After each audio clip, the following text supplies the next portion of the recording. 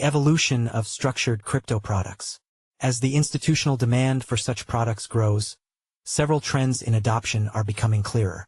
Australia-based digital asset firm Zerocap is in a prime position to observe the development of the structured product space, having operated OTC, market-making, derivatives, and crypto custody businesses since it was founded in 2018.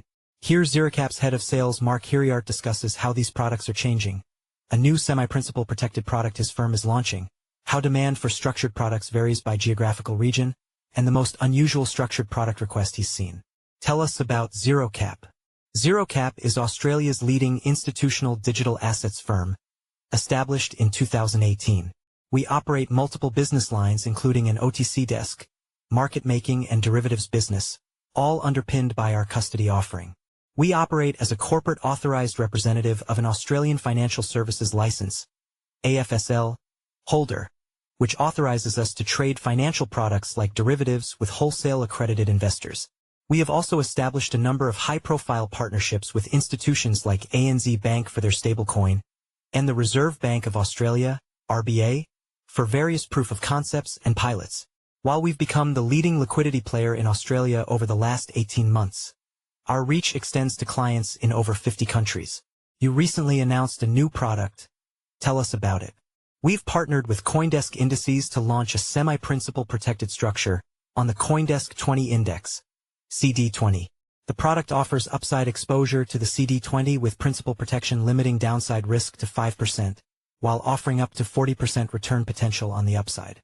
This is the first in a series of structured products we'll be creating with CoinDesk Indices, featuring different payoffs for various risk appetites. The timing is particularly relevant given the current market sentiment. With the rally in digital assets around Trump and potential global trade headwinds to navigate, we anticipate some sideways action in the near term. This medium-risk exposure product is well suited to the current macro environment. What gap in the market does your new product fill, and who is it designed for? In the digital asset space, we don't have established benchmarks like there are in traditional markets. For example, if an Australian investor or someone in Hong Kong wants US tech exposure, they typically look for products linked to the NASDAQ or QQQ ETF. In crypto, we haven't had that level of indexization yet. This product is designed for three groups: family offices and high-net-worth individuals seeking to enter the space, investors wanting broad-based crypto exposure without deep diving into individual assets, and those who understand Bitcoin but want diversified exposure with managed risk. Why did you choose to base it on the CoinDesk 20 Index? We selected the CoinDesk 20 Index for 4 key reasons. 1. We deeply respect the CoinDesk brand and their index team's quality. 2. Our strong relationship with Bullish provides access to futures contracts for hedging. 3. There's a clear market need for index products in the crypto space. And lastly, my background in equity derivatives at investment banks shows me how people use these products, and it's a natural evolution for crypto. How are structured products evolving? 2 main factors have historically limited structured product adoption. 1. High crypto volatility meant simple spot positions could provide significant returns, and 2. The prevalence of perpetual futures with high leverage reduced demand for options markets. That balance is shifting, however, as more participants hold structural positions. Venture funds, portfolio managers with value-based allocation policies, and large mandate holders need specific hedging solutions that perpetuals can't provide due to path dependency. What impact is the advent of crypto ETFs having on structured products? ETFs serve as a gateway drug to structured products rather than cannibalizing them. The introduction of products like the BlackRock ETF has brought new participants into the crypto space. As these investors become comfortable with crypto exposure through ETFs, they naturally progress to exploring more sophisticated products for enhanced returns or risk management. What institutional demand patterns are you seeing for crypto-structured products in Asia versus other regions? Asia typically shows a strong appetite for autocall structures, where investors sell downside or puts to receive large coupons based on price targets on the upside. This differs from the more conservative approach in US and European markets. Having worked at JP Morgan and Morgan Stanley in equity derivatives trading, I've seen these regional differences firsthand. Australia sits somewhere in between, and at Zerocap, we've successfully converted non-structured product players into crypto-structured product users. We're looking to expand this expertise into Asia, subject to regulatory requirements.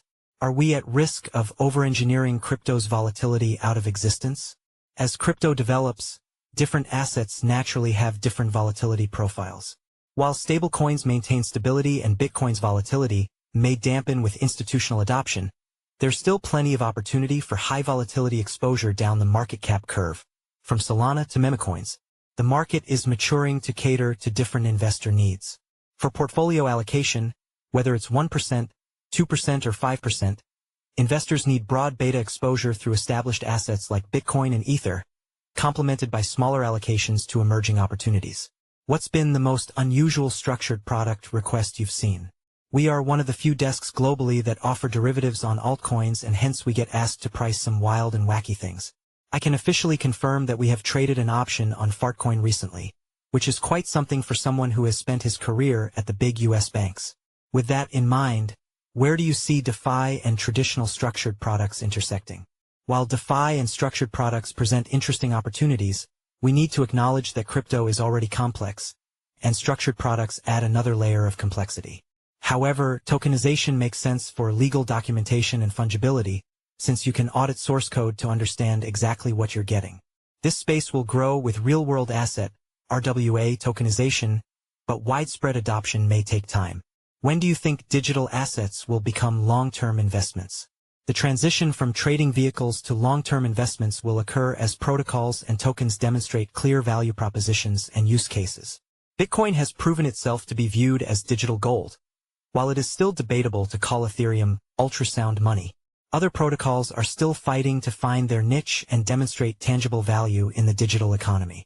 As these assets become more integrated into economic systems, their long-term value propositions will become more measurable. For more information, visit https://zerocap.com. Authors' views and opinions are their own and not associated with CoinDesk Indices. The interview was conducted by CoinDesk Indices and is not associated with CoinDesk editorial. CoinDesk Indices Incorporated, including CC Data Limited, its affiliate which performs certain outsourced administration and calculation services on its behalf, collectively, CoinDesk Indices, does not sponsor, endorse, sell, promote or manage any investment offered by any third party that seeks to provide an investment return based on the performance of any index. CoinDesk Indices is neither an investment advisor nor a commodity trading advisor, and makes no representation regarding the advisability of making an investment linked to any CoinDesk Indices index. CoinDesk Indices does not act as a fiduciary.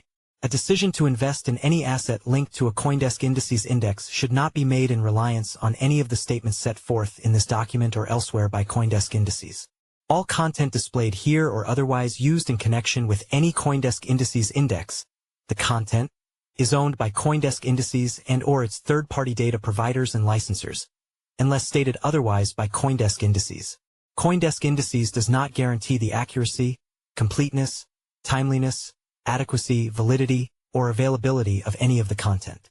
CoinDesk Indices is not responsible for any errors or omissions, regardless of the cause, in the results obtained from the use of any of the content.